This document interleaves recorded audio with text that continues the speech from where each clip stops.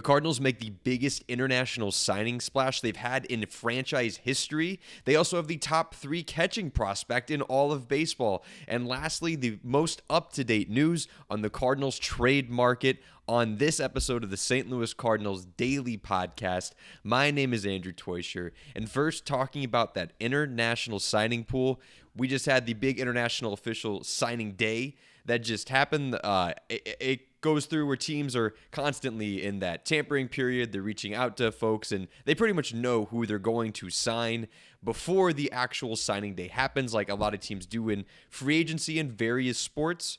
But this was the official day where everything else got signed on the dotted line, and a lot of these guys are no names. Most people, I hardly know who any of these people are before today. So I'm going to go through the 12 guys that the Cardinals signed. Not all 12, just some of the 12, but the biggest ones, of course, including the Cardinals getting one of the biggest prospects of the entire international pool in Emmanuel Luna. Yes, he is the best international prospect that the Cardinals have ever signed in the MLB pipeline history, going all the way back to 2012.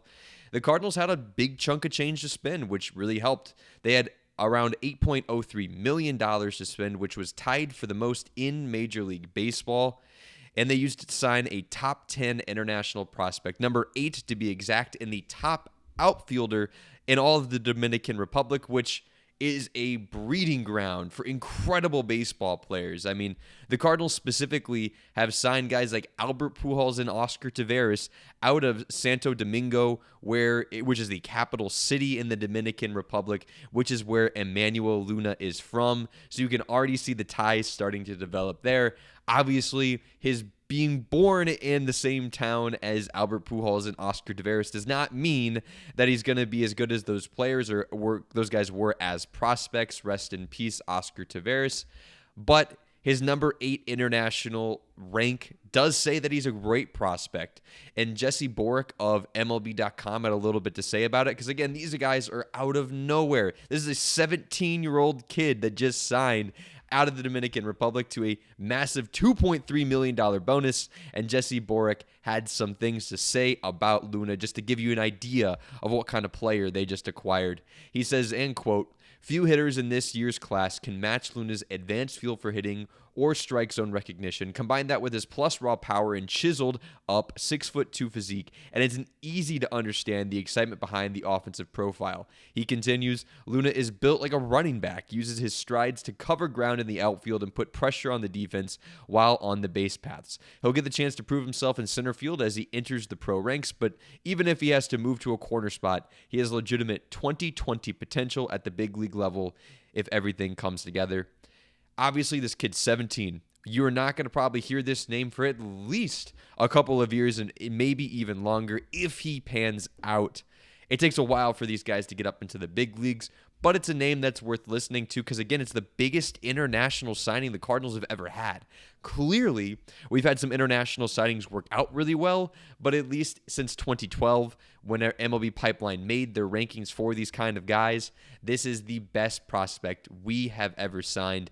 And it's an exciting time in Cardinal baseball. This is the kind of stuff we are looking for, is these sort of signings. And they didn't stop there. Their next biggest signing was a young man named Carlos Carrion, who signed for $1.1 million. He's a thin, wiry shortstop known for his contact ability and was described, at least by some scouts, as the best overall athlete in the international pool. Not necessarily saying he's, great all-around baseball player, but I like seeing good athletes being signed. It gives you a lot of wiggle room for him to grow into something more and refine his tools when he actually comes to the United States and is spending a lot more time in our big league system. It gets you excited for guys like this. The Cardinals have had recent success with players. We'll get into that in just a second. But they also signed the other two most notable signings were a pair of right-handed pitchers with some high potential. Again, teenagers, young guys. But Rafaeli Moranto got a $450,000 signing bonus, and Jordan Beltran got a $250,000 signing bonus to be brought onto the team. So throw those names out there, put them in your back pocket, and listen for them to be growing and developing in the coming years as the Cardinals are rebuilding this team. And the Cardinals, like I said, have had some recent success in the international pool. Two of the more recent ones are Leonard Bernal, who is the number 4 ranked prospect in the Cardinals system and number 2 overall prospect in baseball, a catcher, and then another catcher who is the number 3 prospect in the Cardinals system and number 55 in all of baseball. And that segues us beautifully into my next point here, which is that the MLB Pipeline's been coming out with their updated rankings of prospects. They haven't released a full top 100. I will surely dive into that as best I can whenever it does release, but they've been releasing a couple positions at a time. And one very notably for the Cardinals is catcher, because Rainiel Rodriguez is ranked as the 3rd best catching prospect in all of baseball. And the only 2 guys ahead of him are Carter Jensen of the Kansas City Royals and Samuel Basallo, who came up for the Orioles last year and is pushing Adley Rutschman out of the catching position because he's been that good. I don't know what they're exactly going to do there, but that's the type of prospects that are ahead of Rodriguez. These guys have already seen major league time, while Rodriguez has already been identified as a 19-year-old in A-plus ball, high A, and he's already been identified as this great of a player. He's the only 19-year-old, only teenager ranked in the top 5 at that position. The 5'10" catcher is absolutely built. We've already talked about him a little bit on this podcast, but I wanted to highlight him again because he got this accolade. He is raw power, and you just look at him and you can see the way he looks is how he plays, at least per his tools and MLB Pipeline. He is a 65 tool power, which is incredible, well above average. It's not into that elite tier. You rarely ever see guys get into the 70s in any trait. So 65 is pretty top notch. He projects to be a power hitting back in the Cardinals lineup. He may not be a perennial all-star or MVP caliber guy going forward, but it's a guy with legitimate thump, and he's built like a tree stump. I love to see it. He's built just like the Contreras brothers, and apparently he plays like it too. If you read his profile on MLB Pipeline, he's known for his immense strength and desire to pull the ball, getting him some high home run totals. He has a long ways to go in his fielding, they say on MLB Pipeline, but he has an above average arm, which they ranked at 55, which is slightly above average, 50 being average, an average tool rank. He's 45 in fielding, so he's got a ways to go. Hopefully this new curriculum that Chaim Bloom has talked about will benefit him as well as Herrera. They mentioned that he's a great athlete and could maybe find himself playing infield somewhere. Again, he's only in high A. He's only played one professional year of baseball in Major League Baseball, I guess in the minors, but in our league as opposed to the Dominican Summer League. And so it's an exciting time for the Cardinals with all these prospects knocking down the door to find playing time. What are we going to do at catcher? I got no idea. We've got too many. We'll find out. It's a good problem to have. Last thing I want to cover is the most up-to-date news for the Cardinals trade market, because right now we've got one of the best trade pieces in all of baseball, if not the best trade piece, as things have panned out. Ken Rosenthal reports that, quote, the idea of Lars Nootbaar and Brendan Donovan together in Seattle, I could see that being a possibility. He was asked this on his show Fair Territory, which is a great listen if you're looking for a podcast that covers things from all around the league. And Ken Rosenthal is one of the most tapped-in dudes in all of baseball. He mentioned specifically that the Mariners have the best farm system in baseball, so if they want Donovan and Nootbaar to pair with them because they could use some outfield depth help, they'll get it done. They have the prospects to do it. They just have to have the desire to do it. And the Cardinals are probably very willing to make a deal with the team, knowing how great their prospect pool is. It's a team we've already known has been linked. But again, Donovan right now is getting a ton of national attention by all of the insiders who think a deal seems imminent at this point, as some analysts have been saying, but not necessarily to the Mariners.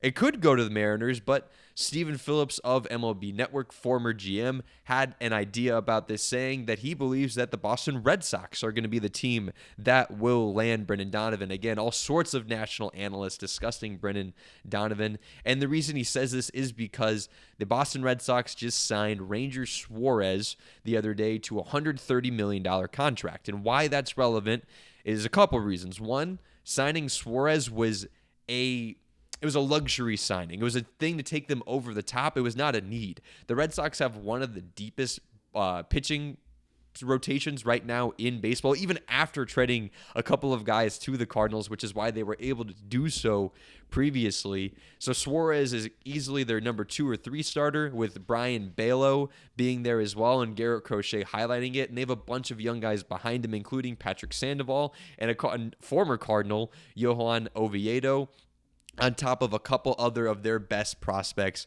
being pitchers. So he thinks the Red Sox would make a lot of sense for the Cardinals, who clearly want to add more pitching.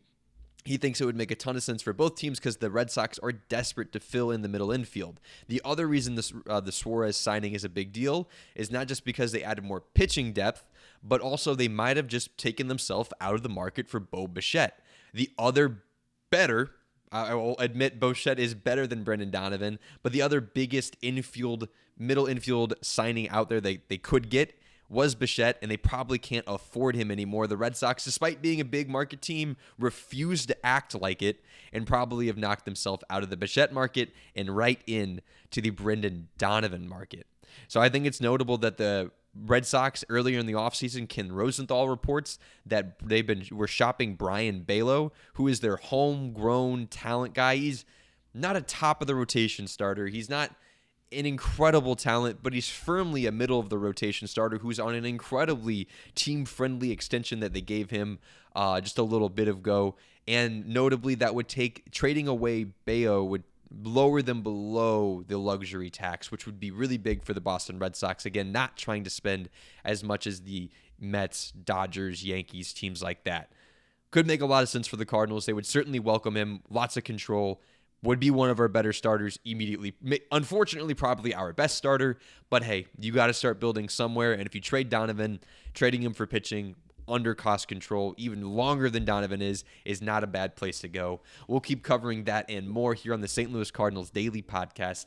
Thank you guys again for watching. My name is Andrew Teuscher. Don't forget to subscribe below. Keep building up this community, guys, and let me know what you think. Where do you think Brendan Donovan is going, and for what return? Thanks for listening.